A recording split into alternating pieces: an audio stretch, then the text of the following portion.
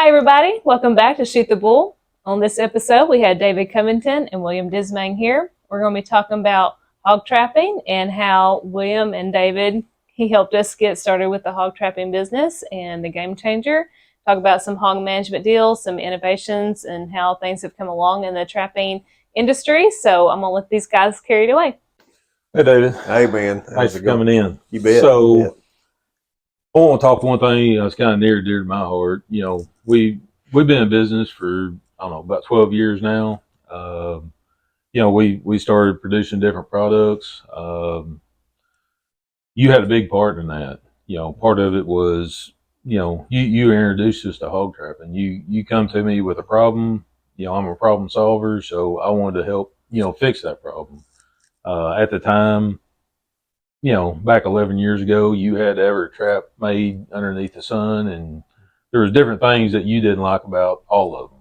And you would tell me, do this, do that, this can't do this. So it really helped us out. And I become intrigued with it just because I wanted to help, solve your problem, make your life easier. So we got to incorporate all your different ideas, all your trapping expertise, into our traps from the very start. So anyways, I just kind of want to ask you, what through the years, how much stuff had changed, and, the evolution of hog trapping really the past, 10 plus years has been really good. Yeah. So anyways, tell us kind of your history, reason you got into hog trapping, and then, kind of go from there. All right. Yeah. No, this is going to be a good segment here. The pig thing was kind of new to me. I was working over out of the Brinkley office with the Game and Fish, and somehow I got volunteered to kind of be the pig guy over there, which we really didn't have a pig problem at the time as far as anybody was concerned. There's just get a few calls here and there. But, people were really doing a lot of hog hunting and relocating pigs. There's a lot of long-legged pigs out there. They was getting spread all over the Delta, and at the whole time, they were incubating, and the population was growing pretty rapidly. Right. And no one was really out there trapping. And my boss assigned me a couple little old round traps that looked like chicken coops, and and then you roll them up in the back of your truck, and they had a little guillotine style gate on them and stuff, and here go hog trap, and it's typical. Y'all know me long enough that if don't give me the job unless you want me to do the job, Right. And so I went to messing with hogs, and we had there was another manufacturer of hog traps. He had come up with one of our assistant chiefs at the time. He was buddies of his, and they was working on a hog trap, and they thought they had the greatest mouse trap, known to man, and everybody was using the cutting edge stuff. Was at that time they were using an actuator and texting cameras, and so you would get this text message, and then you could text your trap, and you could drop the gate, and it was great.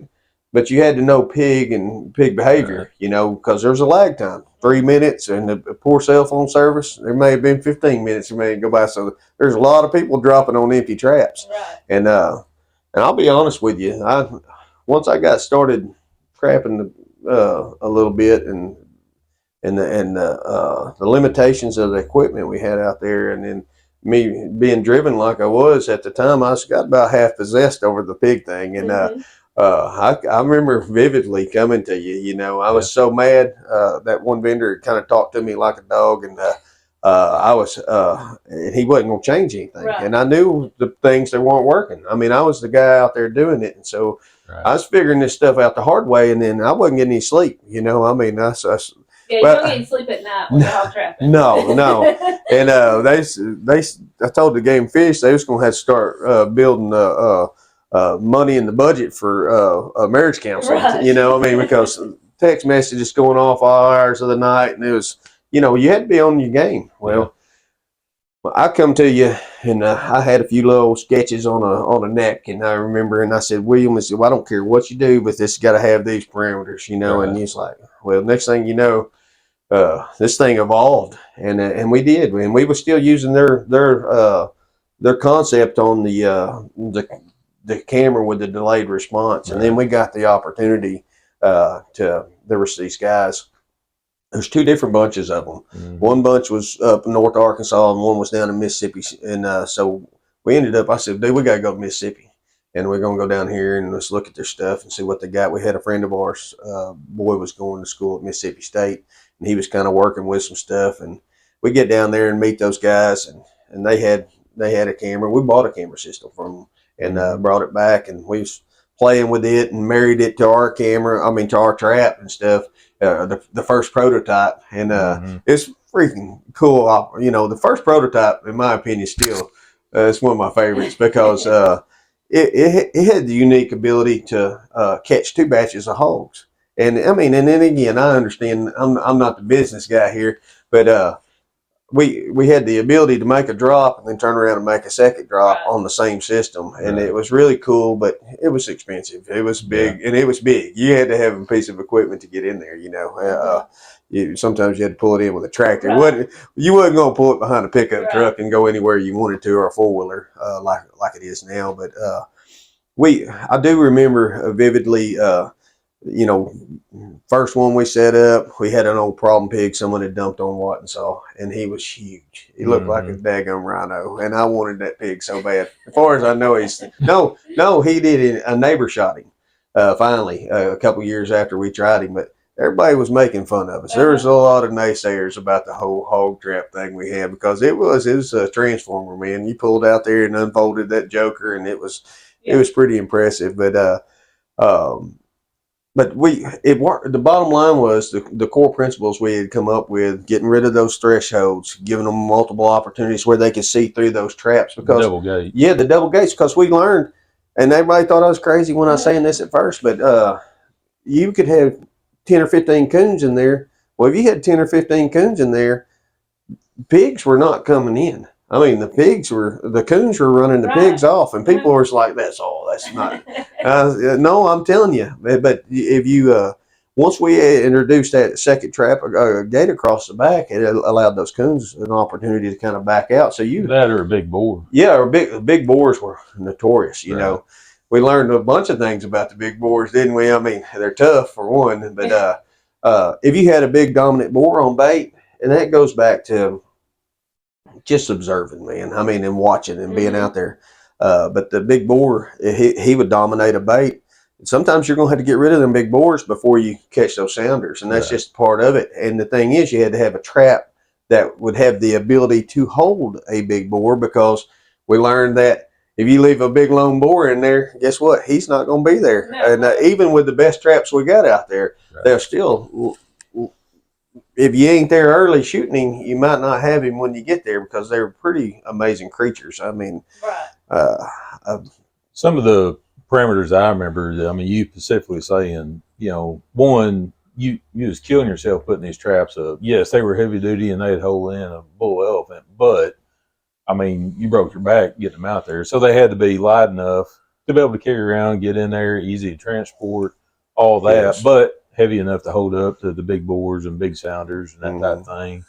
The no threshold, was a must. And explain the no threshold for those who don't understand. Back in the day, everybody tied the bottom end of the gate frame in. That way it stayed structurally, where it wouldn't come apart. Right.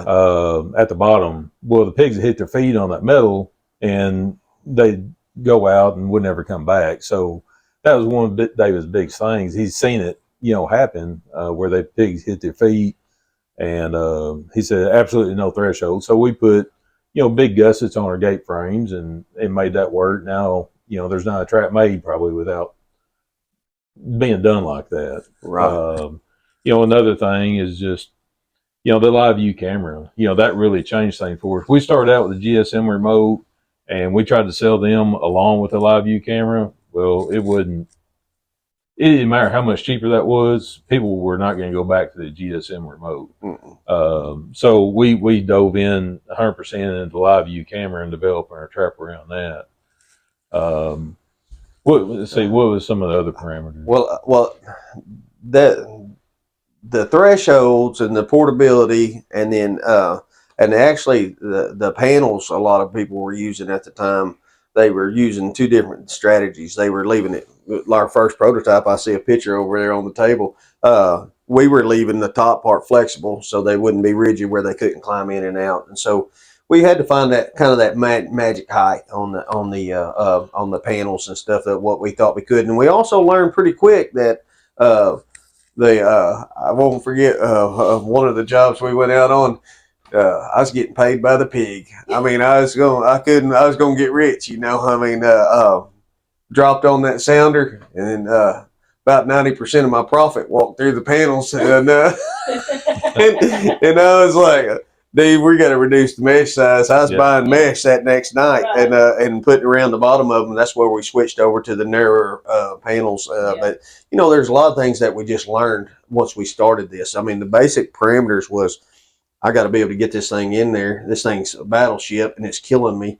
And we needed to make it light and portable and get rid of those thresholds, because you were having to bury those and all that. But it was you know, and raising the gates up and down were pretty tough on you, and trying to get the latches. We come up with little releases and stuff, and then the electronic latches. I want to say, you know, we bought. It costs a lot of money. I mean, we use the high end electronic latch instead of the actuator. Now you see those used kind of everywhere. That's everybody uses. Well, the actuator was huge. That to me, that was you had a young man working part time for you that kind of was helping on, and kept kind of found that actuator, I believe, and that thing. We actually when I say we, I was talking about whenever I was with the Game and Fish. We were stealing latches off of your stuff and putting it on the other people's traps to make them work. And I was using their. We was actually the first people to marry the live feed video to one of these traps. I mean, everybody had stuff out there, but no one was marrying the two together. And I won't ever forget when we took that trap. We took a trap to Mississippi State and dropped it off for them old boys to use, and let them use it for a long time. We let them use the senior and the junior, and they was like, I'm gonna never forget what he called it when he's like, man, this is a game changer. This is a game changer, and that's what we had named the trap. Yeah. And we had come up with that, and we actually named it. And when that's the first thing everybody would see. We took it to Alabama, and the director down there, he was like, same thing. Man, this is a game changer, and it is a game changer. And but it was. It was a ripple effect in the hog trapping industry, and it was pretty cool. I mean, there was a lot of good people out there, a lot of people working and trapping and stuff, but the people were refusing to be innovative, and that's where you got that mind. You would come in there and you'd listen, and you took that and we made those, and man, we went to catching pigs like crazy. Yeah, I mean, our big deal is, I mean, we didn't want to go out there and drive in T-posts and all this. We didn't want to make a permanent trap. So our whole philosophy, yes, we wanted to catch whole sounders, and that's where the live view come in. We wanted to trap, you know, big enough and stout enough to be able to hold everything in, but light enough to carry without breaking their back. You know, and that's the reason we come up with the junior and some other things to get a little bit more cost effective there.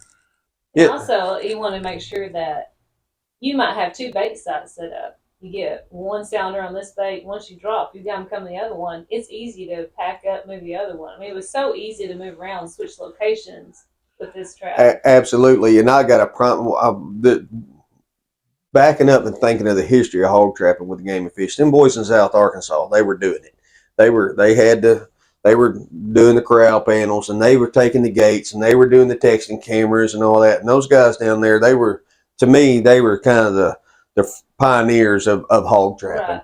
But they were limited in their ability with their equipment. We took it and went a step further, and I'll never forget, there was a boy named David Henley. He's no longer with us now, but a super nice guy. He was up at Harold E. They were covered up with pigs. And me and him, they had hired a contractor to go in there and trap, and he had a limited amount of success, but he did not have the tools we had. We took a junior up there, and every night for like 2 weeks solid, we would drop on pigs. He would have them pre-baited.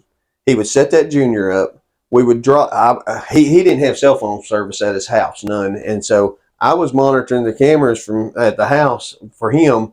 I would drop. That boy would show up, dispatch those hogs, package that trap up, move it to the next location, and we would caught. We caught several hundred hogs there, all in one little old deal, and it was one man moving that trap every night and was catching those on a place that they said hogs couldn't be caught. And so, I mean, and now let's just be sure to say this: hogs are as smart as you'll make them, and you can have the best trap and the best technology and still can't catch pigs if you don't take precautions. Right. I mean, and if you educate them, you can make them untrappable. Right. But the live feed and the portability and able to get on those pigs, pre-bait them and get them done, it changed the world, as far as pig trapping. I mean, that sounds like we didn't cure cancer, but I mean, but you know what I'm saying. This is it was a big deal, and I was glad to be a part of it. And to some customers, it really is changed their whole property. Like they were overrun with things, and now they don't have any. We've got a lot of customers that, I mean, they might have this, say, 1,000-acre farm, and they're overrun with hogs. Cannot get rid of them. Tried the box traps, tried, setting up corral traps with they go in there and trip something and the gates fall and they educated wherever other hogs. But we've got testimony after testimony of, lots of customers. Look, for all this protocol, you're going to go in there and pre-bait. Once you get them on bait, get them conditioned to it, go set that trap up, wait for that whole sounder to get in there. Don't leave any witnesses. Mm-hmm. Make your drop. Move on to the next bait spot, and just keep that cycle up. And the people that was really aggressive doing that, I mean, now they still got our hog trap, but they might use it once every 9 months. A new batch show up, they'll make that drop, they're rid of them for another 9 months. That's right. So that, to me, that's what's really rewarding, and seeing our customers, it saved up. They were getting their whole fields destroyed, and right. Now it's just no big deal. That's right. Huge issue, and especially in corn production and stuff like that. And pigs are smart. They learn to not work on the edge. They get out in the center of the field and wallow it down. We've seen that time and time again. But I'd say this: the key to catching pigs is catching pigs. It takes effort. It takes energy, right. And it takes sweat.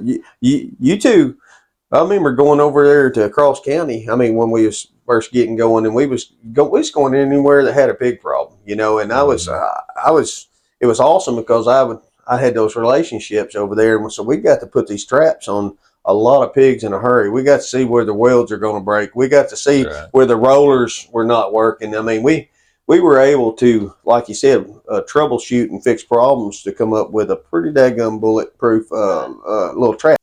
Yeah, I mean, what's really neat for me is, watching this go throughout the years and all the innovative ideas that you had and we've been able to incorporate and how we've grown this thing. I just want to really thank you for helping us out to start. And it's been a fun ride. Yes. I appreciate you, man. Yeah. Thank you, man. Oh, yeah. Appreciate you. All right, guys. So this is our hog segment on Shoot the Bull. So hopefully you got some information and at least some good stories anyway. So thank you very much.